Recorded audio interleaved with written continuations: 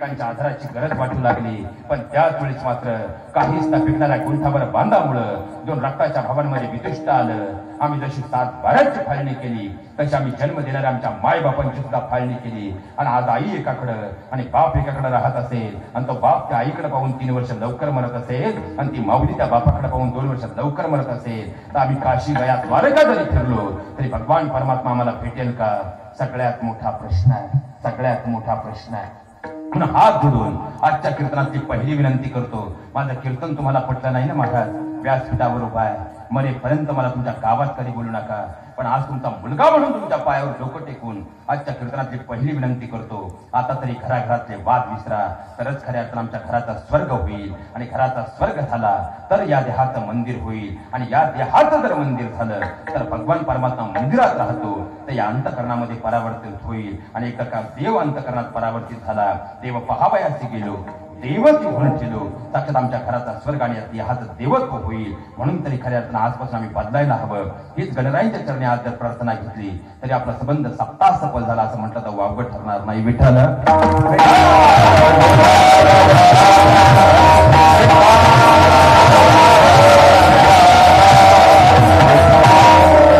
कारण लक्षात घ्या महाराज, आज कोणत्याही कुटुंबामध्ये पहा, जिथं जिथं भाऊ एकत्र आहे, आज ती खरं समाजाच्या पाठीवर एका वेगळ्या उंचीवर आहे. आणि जिथं जिथं भावाभावांमध्ये वितुष्ट आहे त्याने आज नरकात जायची गरज नाही, कारण ती खरंच नरक झाली. ही सगळ्यात मोठं वास्तव आहे. अहो महावैष्णवली ज्ञानेश्वरीच्या 2ऱ्या अध्यायामध्ये फार गोड वर्णन करतात महाराज. राजहंसापुढे चाचूचे आरगडे, तोडीचे बी क्षीर निराचे. राजहंस ज्याप्रमाणे दूध आणि पाणी वेगळं करून पितो ना, त्याप्रमाणे महिला मंडळ आता प्रत्येक गावात 2 टोळ्या आल्या. पहिली टोळी तुमच्याकडे आली, जिला मंथरेची टोळी म्हटलं जातं. मला सांगा, देवाची नगरी अयोध्या होती, कुणाची? बोलत चला, देवाची. पण देवाच्या नगरीत एकच मंथरा आली, पण तिनं खऱ्या अर्थानं अयोध्येचं स्मशान केलं. आता प्रत्येक चौकात 4-4 मंथरा आहेत का नाही? प्रत्येक वाडी वस्तीवर 4-4 मंथरा आहेत. या मंथरा तुम्हाला पावला पावलावर भेटतील. तुमच्या कुटुंबाबद्दल तुमच्या मनात विष पेरतील. पण अशा मंत्रांचं ऐकून आपलं कुटुंब उद्ध्वस्त करायचं की खऱ्या अर्थानं आपले 7 जन्म ज्या घरात जाणार आहे आणि आपली वंशवेल वाढणार आहे, त्या कुटुंबाचा विचार करायचा. माझ्या बहिणीने या काळात मात्र नक्की विचार करा.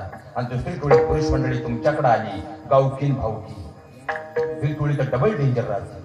ही 5 रुपयाच्या कटिंगच्या मध्ये थोडी 10,000 आता त्या 10 रुपयाच्या कटिंगच्या मध्ये एकच ठरवते, आज कोणत्या भावभावांमध्ये भांडणं लावून द्यायची. ही टोळी तुम्हाला गावात खऱ्या अर्थानं पावला पावलावर भेटेल. तुमच्या मनात तुमच्या कुटुंबाबद्दल विष पेरेल. पण आशांचं ऐकून खऱ्या अर्थानं आपलं कुटुंब उद्ध्वस्त करायचं. कारण महाराज लक्षात घ्या, ज्या दिवशी तुमच्या घरात विकृष्ट आलं ना, तुमच्या मनात तुमच्या भावाबद्दल विष पेरणारा तुमचा मित्रच होता. अहो ज्या दिवशी खऱ्या अर्थानं कोर्टात पायरी चढायची वेळ आली, वकील पाहून देणारा तुमचा मित्र होता. भांड्यांचं वाटप झालं ना, सगळ्यात पुढे तुमची भांडणी बाजूला काढून घेणारा तुमचा मित्र होता. त्या काळात तुमच्या भावाविरुद्ध तुम्हाला आधार देणारा तुमचा मित्र होता.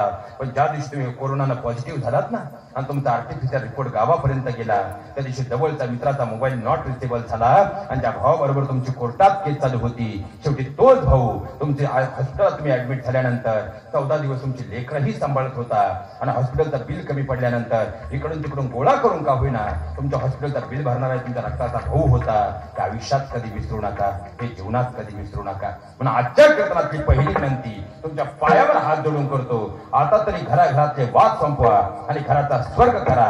तरच सकाळी सुख हरता आणि दुःख हरणारा भगवान परमात्मा फक्त 10 दिवस नाही तर 365 दिवस आपल्या घरी आल्याशिवाय राहणार नाही. हे सगळ्यात मोठं वास्तव आहे. विठ्ठल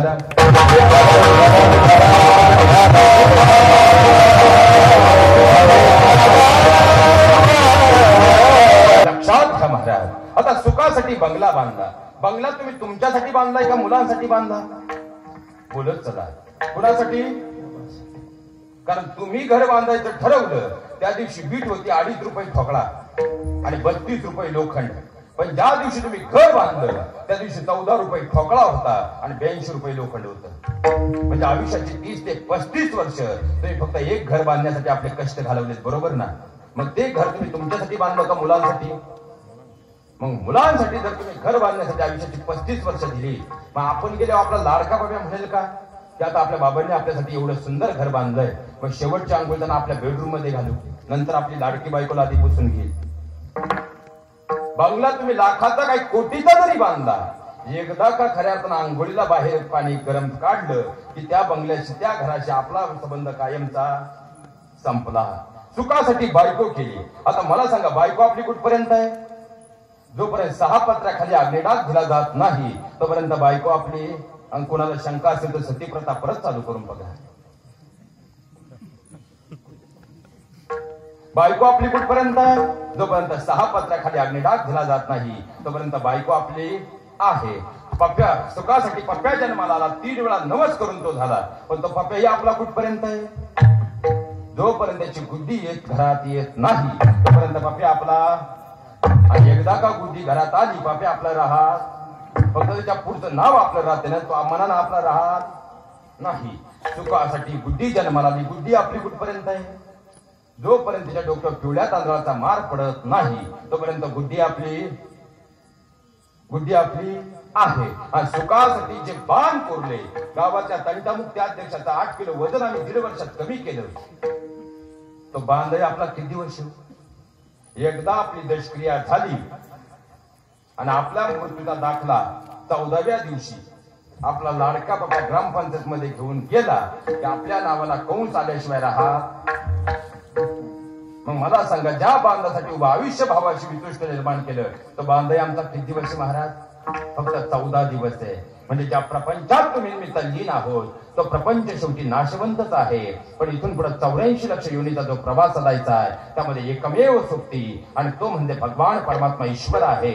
आणि तोच खऱ्या अर्थानं सुख देणारा आणि दुःख हरणारा, सुख करता दुःख हरता असणारा आमचा भगवान परमात्मा. आम्ही या मृत्यू लोकामध्ये जर आपल्या जीवनामध्ये आपलासा करून घेतला तर साक्षात अंतपार सुखाची प्राप्ती आहे. हे सांगतात तुकोबाराय अभंगाच्या प्रथम.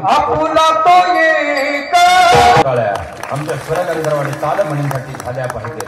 आणि आजपासून आपल्या सप्ताहाला एक सवय लावून घ्यायची महाराज. मला सांगा, आता खऱ्या अर्थानं आमचे माऊली महाराज असतील, गजानन महाराज असतील, खऱ्या अर्थानं ही सगळी मंडळी म्हणजे आपल्या संप्रदायामध्ये खऱ्या अर्थानं या गावामध्ये मला वाटतं दरवर्षी त्यांचं तुमच्यावर प्रेम आहे म्हणून खऱ्या अर्थानं दरवर्षी ते आपल्या गावातील सप्ताहाला येत असतात. म्हणजे या सगळ्यांचं जर तुमच्यावर प्रेम आहे तर यांनी कोणतंही प्रमाण घेतल्यानंतर या सगळ्या मंडळींना प्रोत्साहन देण्याचं काम आपलं आहे का तळणीकरांचं आहे?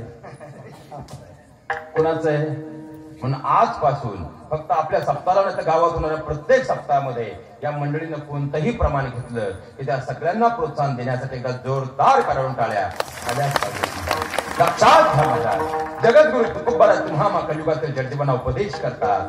या मृत्यू लोकामध्ये ज्या खऱ्या अर्थानं प्रपंचात आम्ही तल्लीन आहोत तो शेवटी नाशवंतच आहे. पण इथून पुढे 84 लक्ष योनीचा जो प्रवास साधायचा आहे त्यामध्ये एकमेव खऱ्या अर्थानं सोबती तो म्हणजे भगवान परमात्मा ईश्वर आहे. आणि तो सुख हरता दुःख हरता भगवान परमात्मा. आणि आपल्या जीवनात जर आपलासा केला तर अंतपार सुखाची प्राप्ती आहे. पण खऱ्या अर्थानं तुकोबाराय तो भगवान परमात्मा इथं मिळवायला सांगतात का आपलासा करायला सांगतात? कारण मिळवणं आणि आपलंच करणं यात फरक आहे महाराज. इथं तुकोबाराय काय सांगतात? भगवान परमात्मा मिळवायला सांगतात का आपलासा करायला सांगतात? बोलच ना. कारण मिळवणं म्हणजे काय तर अंधकासुरानं भगवान परमात्म्याला खऱ्या अर्थानं तपश्चर्या करून मिळवलं, पण शेवटी खऱ्या अर्थानं भस्म ही भगवंतानंच केलं. मग खऱ्या अर्थानं मिळवणं म्हणजे काय? पप्यानं लग्न केलं पण श्रावण पाटीला गेली परत आलीच नाही. आपलीशी गेली समजेल अशा भाषेत सांगतो मी, पटकन समजेल महाराज. मग मला सांगा, मिळवणं आणि आपलंस करणं यात फरक आहे. मग भगवान परमात्म्याला जर आपलंस करायचंय मग खऱ्या अर्थाने याला काही मार्ग? कारण मुख्यमंत्र्यांची भेट जर घ्यायची असेल तर आपण किती फोन लावले दादा भेटतील का? पण पीए हाताशी काढल्यानंतर मग भगवान परमात्म्याला जर प्राप्त करायचं असेल एकमेव राजमार्ग आहे. धरावे संत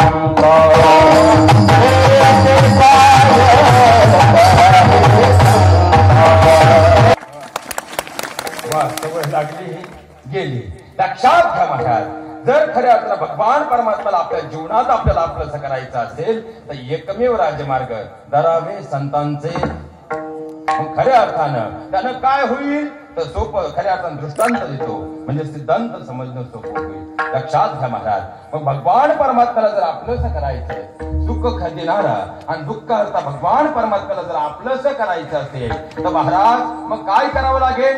संतांचेच पाय धरावे लागतील. कसे? लक्षात घ्या महाराज, खऱ्या अर्थानं जगाच्या पाठीवरती जन्मलेल्या प्रत्येक जीवाचं जर ध्येय कोणतं असेल तर भगवान परमात्म्याला प्राप्त करणं. तुमचं माझं प्रत्येकाचं ध्येय म्हणजे भगवान परमात्म्याला प्राप्त करणं. आषाढी असू द्या, कार्तिकी असू द्या, माघ असू द्या अथवा चैत्र असू द्या, प्रत्येक वारीला मी धावत भगवंताच्या चरणाकडे जातो, कारण त्या भगवान परमात्म्याची तुम्हाला मला आस आहे. पण लक्षात घ्या महाराज, खऱ्या अर्थानं ज्या भगवान परमात्म्याची आज जीवाला आस आहे त्या भगवान परमात्म्याला सुद्धा ज्यांची आस होती ते म्हणजे संत आहे. कारण जर खऱ्या अर्थानं संत भगवान